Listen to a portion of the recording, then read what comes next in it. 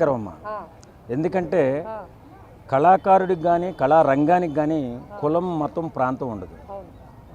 అసలు పక్షులు జంతువులు కూడా సంగీతాన్ని ఆస్వాదిస్తాయి. మరి అలాంటిది వేళ అవివేకంతో అన్యాయంగా మతాన్ని తీసుకొచ్చి వేళ ఏఆర్ రెహమాన్ గారు కళాకారుడి మీద రుద్దడం కళారంగం మీద రుద్దడం చాలా బాధాకరం. ఎంతో గొప్ప సంగీతాన్ని అందించి ఖండాంతరాలు దాచి ప్రపంచ స్థాయిని గెలుచుకున్నటువంటి అలాంటి గొప్ప వ్యక్తి నోటి వెంట ఇలాంటి మతం తాలూకు మాటలు రావడం చాలా బాధాకరం.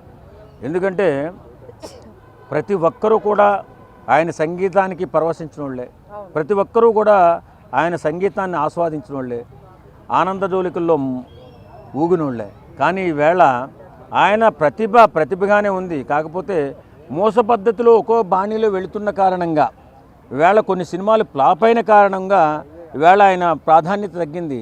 దాన్ని దృష్టిలో పెట్టుకుని కొత్త తరాన్ని కొత్త రకమైనటువంటి బాణీని తీసుకుని ముందుకొచ్చి మళ్ళీ నిలబడి గెలవాలి తప్ప ఇలాగ మతాల మీద పెట్టి కులాల మీద పెట్టి ఏదో అపాసు పాలవడం తప్ప ఇంకేం లేదండి. ఈవేళ మత ప్రాతిపదికన కళారంగం ఉండదు. అది ఫస్ట్ నేర్చుకోవాల్సిన ఎవరైనా సరే. ఈవేళ ఇలా దిగజారిపోయి మాట్లాడుతున్నాడు అంటే నిజంగా మరి ఆయనకి ఎవరు ప్రేరేపించారో ఎవరు సలహా ఇచ్చారో తెలియదు. ఏఆర్ రెహమాన్ అసలు హిందువు. ఆయన మతం మారినప్పుడు ఏ ఒక్కరైనా మతం మారాడు ఏఆర్ రెహమాన్ అని ఎవ్వరు కూడా అన్నది కానీ ట్రోల్ చేసినది కూడా ఎక్కడా లేదు.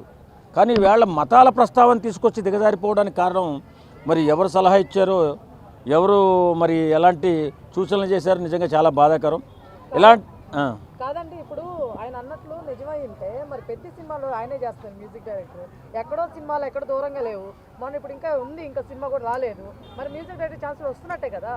అద్భుతమైన ఛాన్సులు ఇస్తున్నాం. తెలుగు సినిమా ఇండస్ట్రీ అన్ని వర్గాలని అన్ని మతాలకి కూడా అద్భుతమైన ఛాన్సులు ఇస్తుంది. కళాకారుడికి కులమే లేదు, అది తెలుసుకోవాలి. వేళ పెద్ద సినిమా అఖండమైన విజయం సాధిస్తుందని చెప్పడానికి అందులో ఒక భాగం ఏఆర్ రెహమాన్ గారు.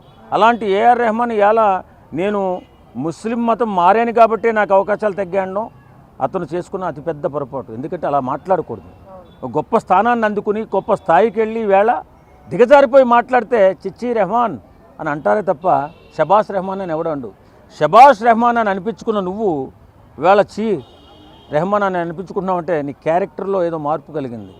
ఎందుకంటే అతను ముస్లిం అని ఎవడో ఊహించను కూడా ఊహించలేదు. ఏఆర్ రెహమాన్ అంటే ఒక కళాకారుడు, ఒక సంగీత దర్శకుడనే చూశారు తప్ప. కానీ వేళ మరి అతని కడుపులో అంత విద్వేషము, అంత ద్వేషము, అంత కుళ్ళు కుతంత్రం ఎలా దాగి ఉందో నాకైతే తెలియదు. మన ఇండియా మీద కక్కినటువంటి విషయంలా కనపడుతుంది. అది నిజంగా ఇది ఖచ్చితంగా ఆయన అపాలజీ చెప్పాలి. ఎందుకంటే తప్పు మాట్లాడాను, ఏదో నేను మాట్లాడే తొందరలో ఒక మాట దొరికిందని అపాలజీ చెప్పకపోతే ఫ్యూచర్లో ఆయనకి చాలా ఇబ్బందులు ఎదుర్కొనే అవకాశం ఉంటుంది. కాబట్టి ఏఆర్ రెహమాన్ లాంటి గొప్ప సంగీత దర్శకుడు, మన ఇండియాకి గొప్ప పేరు తీసుకొచ్చినటువంటి గొప్ప మేధావి, అలాంటి గొప్ప వ్యక్తి ఇవాళ ఇంత తక్కువ దిగజారిపోయి మాట్లాడాడంటే ఎంత బాధేస్తుందో. అన్న ఇప్పుడు ఇంకో విషయం ఏంటంటే ఇప్పుడు జానీ మాస్టర్ కూడా ముస్లిమే. మరి ఆయన ఛాన్సులు వస్తున్నాయి కదా, అవార్డు మీద అవార్డు కొడుతున్నారు కదా, మరి ఆయనకి అది మర్చిపోయారు. అసలు బుర్రలేని వాళ్ళు మాట్లాడతారు. అసలు ఒక కళాకారుడికి డ్రైవర్కి కులం మతం ఉండదమ్మా. డ్రైవర్ ఎవడింట్లో భోజనం పెట్టా తినాలి, కళాకారుడు ఎవడింటికి తీసుకెళ్ళినా వెళ్ళి కళ ప్రదర్శించి వాడు ఇచ్చే ఆతిథ్యం స్వీకరించి భోజనం చేసి రావాలి. మా కళాకారుడికి డ్రైవర్కి కులం ఏంటో మా సిగ్గు లేకపోతే కానీ కులం మతం లేనటువంటి ఏకైక వ్యక్తి ఎవడైనా ఉన్నాడంటే కళాకారుడు డ్రైవరు. కానీ ఇలాంటి వాళ్ళని కూడా దూరం చేసుకుని మాట్లాడుకుంటే ఎలాగా? వాస్తవంగా ఇంత గొప్ప ప్రగతి సాధించడానికి కారణం ఇండియాలో ప్రతి ఒక్కరూ అవకాశం ఇచ్చిన చేత కదా ఈవేళ ఆ స్థాయికి వెళ్ళాడు ఏఆర్ రెహమాన్. ఈవేళ ఇంత దిగజారిపోతాడని ఎవడైనా ఊహించాడా?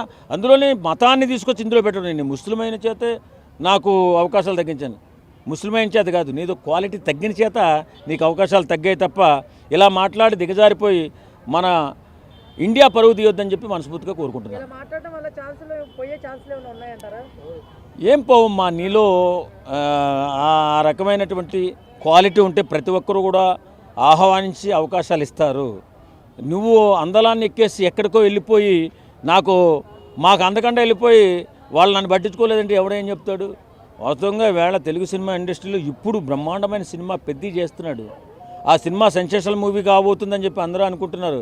ఇలాంటి తరుణంలో మతాలను తీసుకొచ్చి మనోభావాలను దెబ్బకొట్టేడుతను కొంచెం ఏదైనా ఇబ్బందిగానే ఉంటుంది. కానీ ఏదేమైనా కళాకారుడు ని మనం తక్కువ చేసి మాట్లాడుకోకూడదు. కాబట్టి అలాంటి వ్యక్తి ఆ స్థాయిలో మాట్లాడకుండా ఉండాలి. ఆయన రాబో సినిమాలో అద్భుతమైన సినిమాలు రావాలి. ఇండియాలో ఎప్పటిలాగే అతను అద్భుతమైన స్థాయిలో ఉండాలి మనస్ఫూర్తిగా కోరుకుంటున్నాను.